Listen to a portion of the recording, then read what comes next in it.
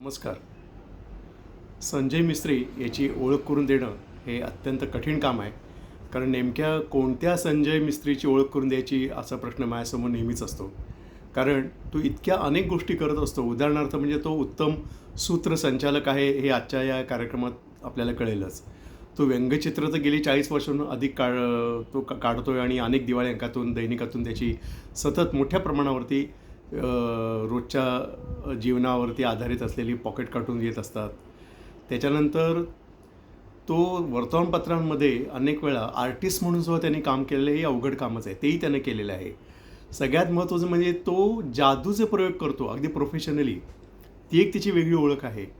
तो कार्टुनिस्ट कंबाईनचा अध्यक्ष गेली कितीतरी वर्षे आणि अध्यक्ष असताना त्याने अनेक नाविन्यपूर्ण असे उपक्रम निव्वळ सादर केले नाहीत, तर ते यशस्वीपणे सादर केलेले आहेत.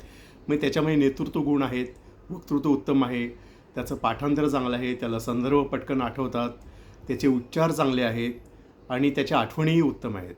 हे सगळे अनेक गुण त्याच्यामध्ये आहेत. आणि त्याचबरोबर त्यानं काही कॅलेंडरसुद्धा मागे एकदा डिझाईन केलेली होती. ते त्यांनी मला सांगितलं. हे मला आश्चर्यच वाटतं.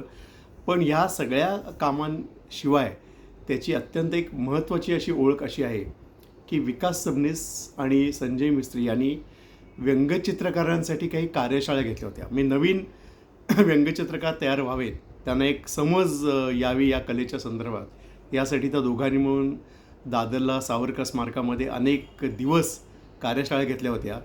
आणि मला वाटतं हे ओलाचे जे मालक आहेत संदेश चव्हाण, हे त्याच